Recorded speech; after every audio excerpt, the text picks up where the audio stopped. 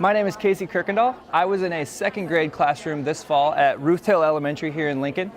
My capstone presentation is over the theories of learning and their roles in teaching, with my competency statement focusing on I am competent at using different instructional methods in order to best reach my students both as a class and as individuals. So what's going to keep that whole class engaged, and what's going to keep those individual students who need a little extra assistance engaged the whole time during the lesson, okay? My guiding questions were, how can I use different instructional methods to motivate my students? And how can I create productive conversation in my classroom? By productive conversation, I like to use the term controlled chaos. How can I get students up and moving, talking with each other, while not letting them go completely crazy? So I will answer those questions several times throughout this presentation.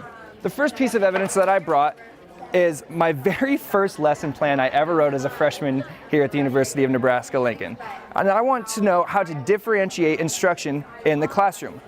This was my very first lesson plan. Pretty simple, pretty basic. I think my teacher wanted me to struggle a little bit when she asked me to put it together. She didn't give me a whole lot of guidelines. She just kind of said, whatever you come up with is going to be fine.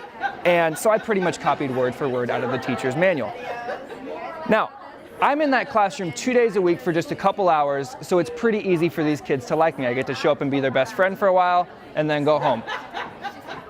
When I started to teach this lesson, within the first 4 or 5 words, I had already noticed that I lost about half the class. They were either sinking down in their chair, rolling their head back, closing their eyes, something like that. They were so bored of the same routine all the time that I had already lost them, and they had no idea what I was even going to teach about yet.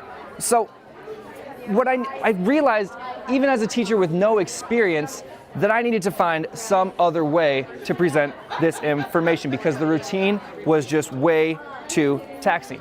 There are things that where the lecture style lessons are beneficial. They are beneficial for a quick review, or things like this was a grammar lesson. Getting through something that you only have 5 or 10 minutes to get through, this can be one of the few options to get through that quickly. It also doesn't take a lot of time to plan. So like I said, if you're in a pinch, a lecture is the way to go. But I realized that this was not the answer for everyday instruction. Different students have different learning styles. So first I looked at the whole class. What's going to keep all 20, 22, 23 pairs of eyes on me the whole time engaged in the lesson?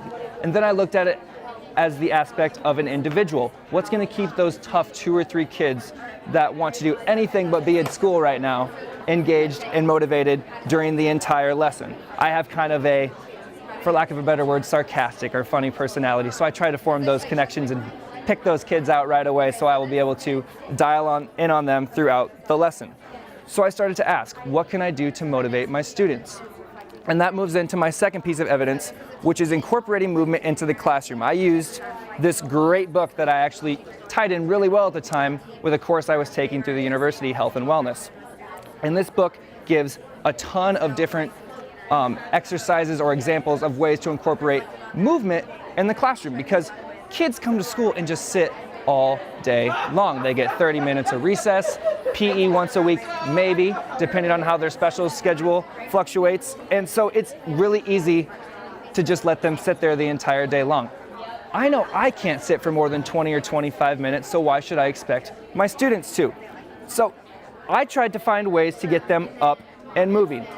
Never for more than 20 or 25 minutes in their seats. Now this can be scary at times for teachers because it can be hard once you get those students up and moving to stay productive, to keep that controlled chaos like I talked about before, and actually get through the material that you need to through in a meaningful way.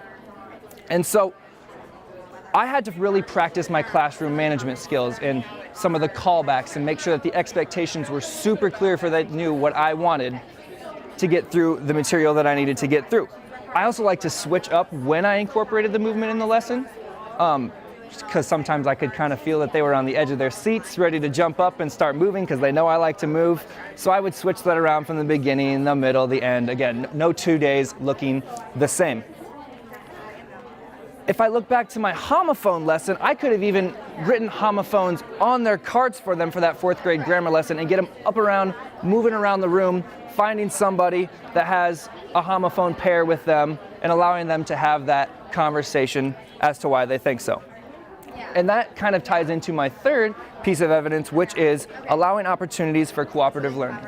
Now, cooperative learning is not something that I studied a whole lot until my student teaching experience, but it can be very, very beneficial. Cooperative learning teaches us a lot about the community values, things like diversity, and my biggest thing as a teacher, life skills. And what I mean by life skills are those skills that you can implement in your classroom, you can teach your students to apply, not only in the classroom, but also on the playground and later in life. Things like having a discussion with somebody you don't agree with their opinion, or being able to compromise with someone when you both have different views. These are skills you're not only going to use in my cooperative learning exercises, but also later on in life. So, how do you keep that conversation productive?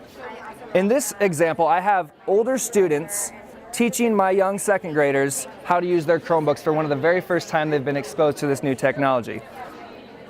Now, if you can see, I have all 4 students in this picture engaged, as well as on the next slide. They are completely tied into what's happening, allowing their older peers to kind of show them the ropes, show them what to do. And that's a life skill for both of them. My second graders get to practice listening and allowing somebody else to be right, while the older kids get to practice those mentoring skills that can be crucial for a lot of people later on in life. So this activity was really beneficial, and I love to incorporate different cooperative learning activities into my room. You can also tie that into movement.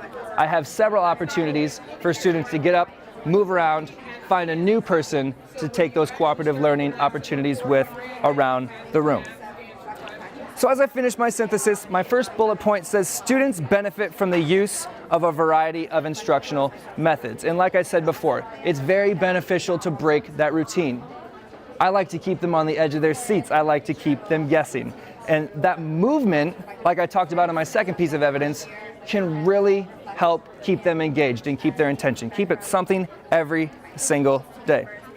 And that ties into my second bullet point in my synthesis that says students can be increasingly motivated through movement. What kid doesn't want to come to school and get up and move during the classroom? Especially my second graders, they thought that was the coolest thing in the world, something they had never seen before. So used to coming to school, sitting all day long.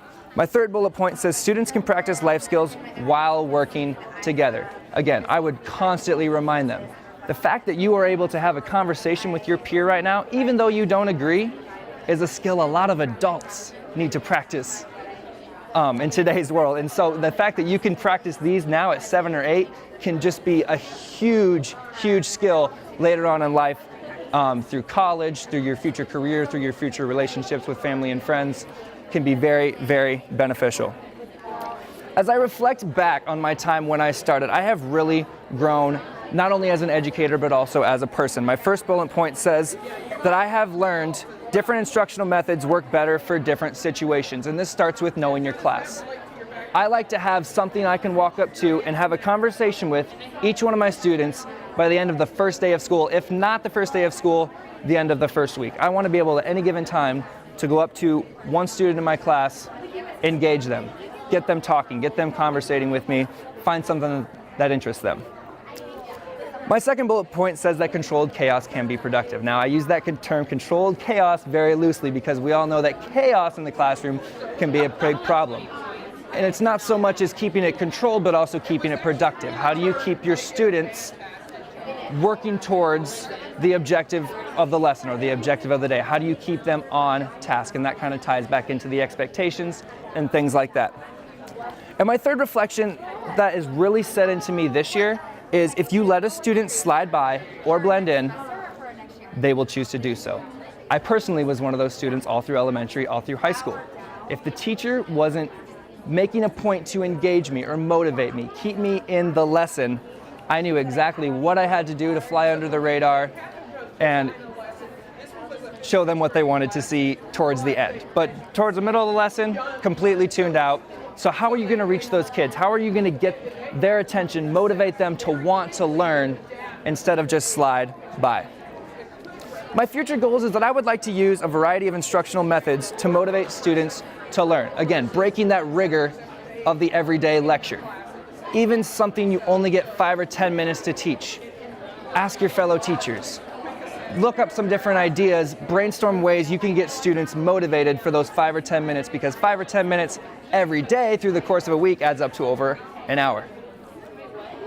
My second goal is to constantly research new classroom practices. I actually had a very cooperative team this fall at Hill who gave me so many ideas to implement into my future classroom, and they were also able to let me bounce some ideas off of them of things that I had heard through research or through school.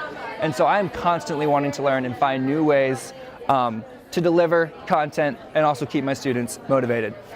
And my third goal is to incorporate teaching life skills into every subject. This is probably the part that's most important to me as a future educator, because a lot of these students are not going to have opportunities to learn these kinds of skills unless you make time for it.